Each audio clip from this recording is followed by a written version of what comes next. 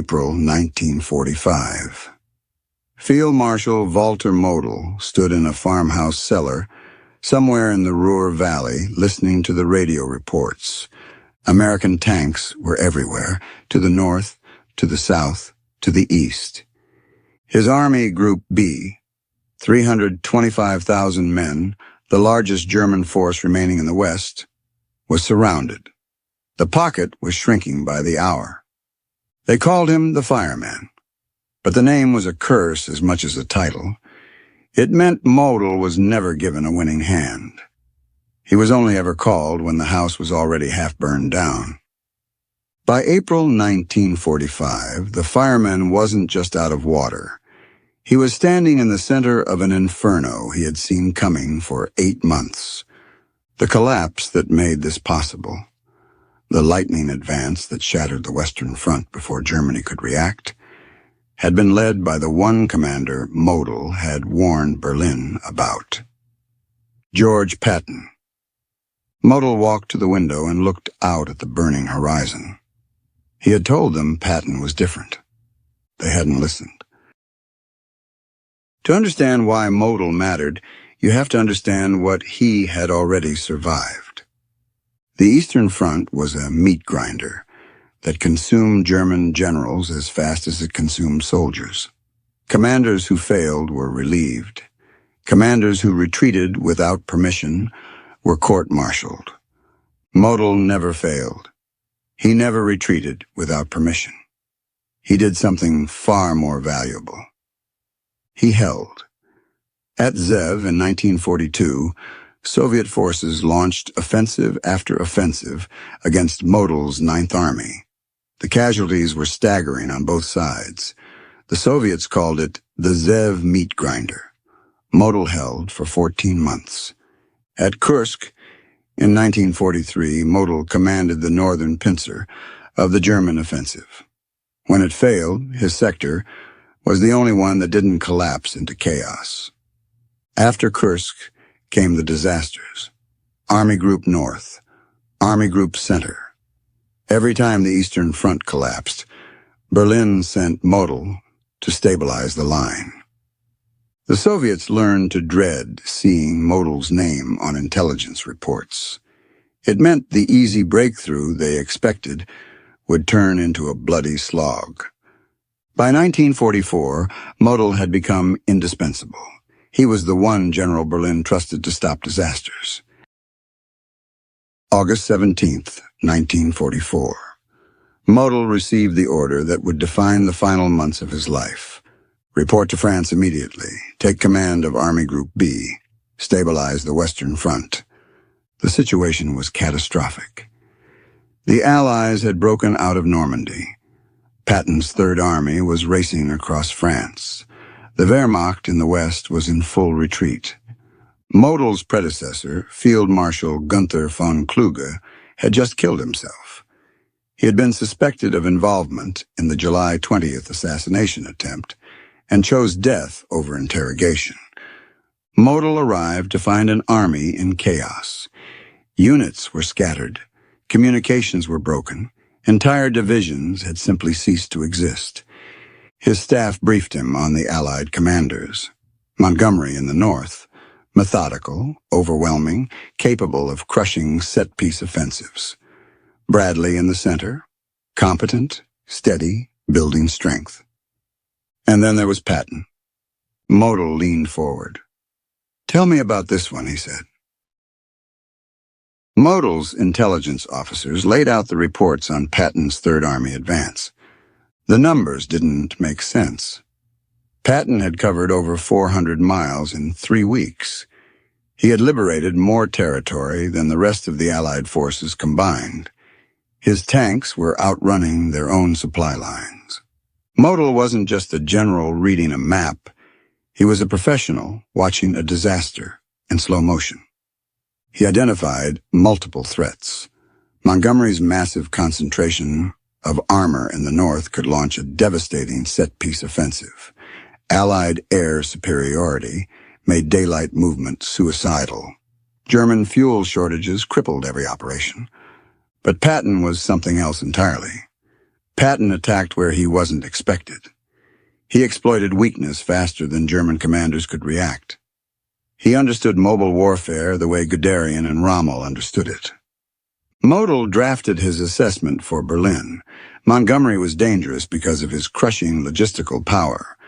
But Patton was dangerous because he was unpredictable. He fought like a German panzer commander, not like a cautious Allied general. Berlin's response was to focus on Montgomery, to leave Model's forces struggling against an American who didn't fight by the rules. When Berlin told him to focus on his own sector and leave strategic assessments to higher command, Model understood what it meant. He was the only man in the room who could see the wolf at the door, and the room was choosing to keep the door wide open. By late August 1944, Patton's Third Army had reached the Meuse River. They were 100 miles ahead of schedule. German forces that were supposed to establish defensive lines found Americans already behind them. Units that thought they had days to prepare had hours. Model watched the situation maps with grim satisfaction. Everything he had predicted was happening. Patton wasn't attacking German strength. He was bypassing it. He was racing for the German border, while other Allied commanders were still consolidating their positions. If Patton receives adequate fuel and supplies, Model warned Berlin, he will be across the Rhine before winter. The war could end in 1944. This time, Berlin listened, but not in the way Model hoped. Instead of sending reinforcements to stop Patton, Berlin decided the solution was to attack, a massive offensive through the Ardennes, catch the Americans by surprise, split the Allied armies, capture Antwerp. Model was ordered to begin planning what would become the Battle of the Bulge. December 16th, 1944. Model launched the offensive he had spent months planning. Operation Watch on the Rhine. 3 German armies attacking through the Ardennes forest. Complete surprise. American lines shattered in the initial assault. For the first 3 days, everything worked. German forces advanced 50 miles. American units were surrounded at Bastogne and St. Vith. The bulge in the Allied line grew larger by the hour. For a few brief frozen days in December, Model allowed himself the one thing a German general in 1944 couldn't afford: hope. If they could reach Antwerp, if they could split the Allied armies, perhaps the Western powers would negotiate. But Model was also watching the southern flank of his offensive, watching for Patton. His intelligence officers reported that Patton's Third Army was still engaged 100 miles to the south. They calculated it would take Patton at least 2 weeks to disengage, reorient, and launch a full-scale counteroffensive. Model wasn't so sure. He had studied Patton for 4 months.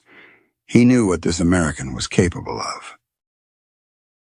December 19th, 1944. 3 days into the German offensive. Model received the intelligence report he had been dreading. Patton's Third Army had disengaged from operations in the Saar. They were moving north, fast. Model's staff calculated the movement.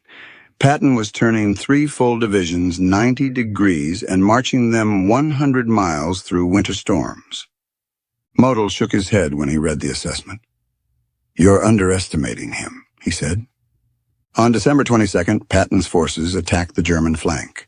They had pivoted their entire axis of advance in less than 72 hours, a feat German planners thought would take 2 weeks. As the reports came in, Model's brief hope didn't just fade. It curdled. He realized he wasn't playing a game of strategy anymore. He was a witness to the impossible. 4 days later, on December 26th, Patton's 4th Armored Division broke through to the surrounded 101st Airborne. The siege was lifted. German intelligence had calculated Patton would need 2 weeks to mount a counteroffensive. He attacked after 3 days. He broke through after 10. The relief of Bastogne turned the Battle of the Bulge from a German offensive into a German disaster. Model tried to continue the attack. He shifted forces. He adjusted objectives. He did everything he had done on the Eastern Front to salvage failing operations. But this wasn't the Eastern Front. The Americans had air superiority. The Americans had unlimited supplies. The Americans had commanders who counterattacked before the enemy could consolidate. Within 2 weeks, the Bulge was eliminated.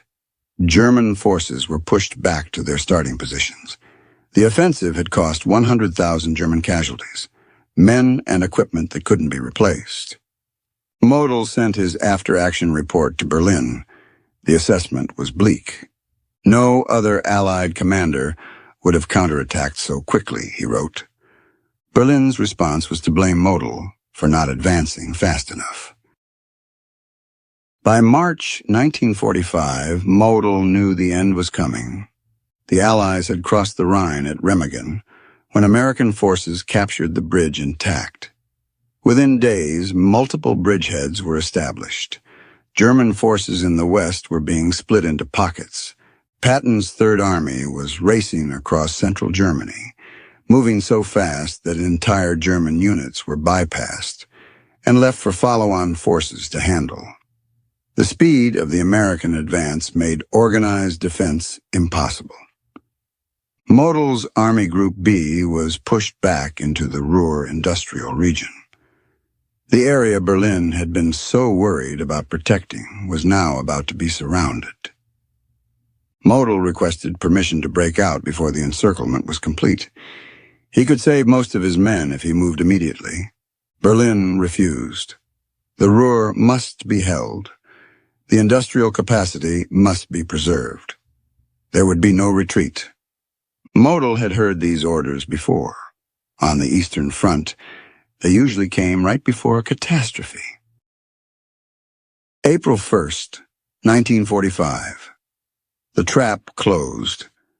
The U.S. First Army under General Courtney Hodges drove in from the south. The U.S. Ninth Army under General William Simpson swept down from the north. They linked up at Lippstadt, east of the Ruhr. Model's Army Group B, 325,000 German soldiers, was completely surrounded in a pocket roughly 70 miles long and 55 miles wide. The capture of the Remagen Bridge had been the fatal blow. Once the Americans had a foothold across the Rhine, Germany's fate was sealed. Patton's lightning advance exploited that breach, shattering German defenses so completely that Hodges and Simpson closed the trap unopposed. There would be no relief. There would be no breakout. The Wehrmacht had no reserves left to send. Model organized the defense anyway, but he knew the mathematics were impossible. Fuel for days, not weeks. Ammunition running low. Food almost gone. Model refused to issue a general surrender order. He told his staff that a field marshal does not surrender. By mid-April 1945, the Ruhr pocket had fragmented into isolated groups. Model moved constantly, avoiding capture, watching his doomed army disintegrate around him. Units that had fought for years simply stopped fighting. Men walked toward American lines with their hands up. As Model watched his soldiers surrender, he felt a strange, bitter relief. He had spent years telling these men to hold at all costs. Now he was watching them choose life, a choice he knew his own code of honor would never allow him to make. He was watching the collapse Patton had made inevitable. His staff urged him to surrender. The Americans would treat him well, they said. He was a professional soldier. He had commanded armies, not concentration camps. Model listened, but said nothing. He was thinking about two things. First, the collapse that had brought him here. The American advance that shattered the Western Front. And second, something darker. The Soviets. Model understood what surrender would mean. The Americans might treat him fairly, but the Americans were allies with the Soviets. And Model was a wanted man in Moscow. His scorched earth orders on the Eastern Front. The devastation left behind during his retreats. The Soviets had lists of German commanders they wanted to try for war crimes. Model's name was on those lists.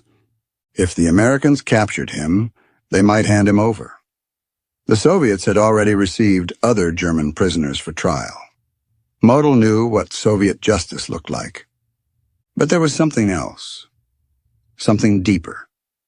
A field marshal does not surrender. That was the Prussian military tradition Model had been raised in. A commander does not hand his sword to the enemy. A soldier does not become a prisoner if he has another choice. Paulus had surrendered at Stalingrad. Model remembered what happened to Paulus. Captured, paraded before Soviet cameras, used for propaganda, living in shame. Model would not be another Paulus. After the war, Allied intelligence officers would interview dozens of German generals. They wanted to understand which Allied generals the Germans had feared most. When it came to Patton, the answers were consistent. General Hasso von Manteuffel said Patton understood armored warfare better than any other Western commander. General Gunther Blumentritt called him the most aggressive panzer leader on the Allied side. He was unpredictable. He moved faster than German commanders could react. He fought like a panzer general from 1940, not like the cautious Allied commanders they had learned to anticipate. When asked about Model specifically, the surviving officers confirmed what the records showed. Model had identified Patton as uniquely dangerous in August 1944. He had warned Berlin about the speed of American operations. He had been largely ignored. Model had been right about everything. And in April 1945, standing in a farmhouse, surrounded by American forces, he knew it. Being right hadn't saved him. Being right hadn't saved anyone. April 21st, 1945. The pocket had shrunk to almost nothing. Model's last command post was a farmhouse surrounded by American forces. His army had ceased to exist as a fighting force. Model called together his remaining staff officers. He told them he was dissolving Army Group B. From this point forward, every soldier was free to make his own choice. Surrender, escape, whatever they wished. He was not issuing a formal surrender order. The Army Group would simply cease to exist. Then Model made a request. He asked his officers to end it for him. The silence in that farmhouse was louder than the American artillery. Colonel Theodore Pilling and the other staff officers stood frozen. They could not bring themselves to do what their commander asked. Model's request showed how completely the American advance had broken him. There was nothing left but this. His war was over, and he had to walk the last few steps to the end by himself. Model nodded. He understood. He walked away from them, into the forest near Duisburg. He walked into a small thicket where they could not see him. A field marshal does not surrender. A field marshal does not stand trial. A field marshal does not live in shame. Model ensured he would never be taken alive. Field Marshal Walter Model died in a forest near Duisburg on April 21st, 1945. He was 54 years old. 17 days later, Germany surrendered. History remembers the victors. And in 1945, German generals knew exactly who had beaten them. The man who moved too fast to stop. Model had seen it coming for 8 months. It didn't matter. They called him the fireman. He earned the name on the Eastern Front, stabilizing one disaster after another. But there was one fire he couldn't put out, the American advance that moved too fast for any defensive line to hold. In the end, Model chose death over surrender, because of the Soviets who wanted him for war crimes, because of the Prussian tradition that a field marshal does not surrender, because living as a prisoner and a defendant was worse than dying as a soldier. Germany's best general made his final choice alone in a forest after his officers refused to help him. The fireman's work was finally over, and the war ended 17 days later.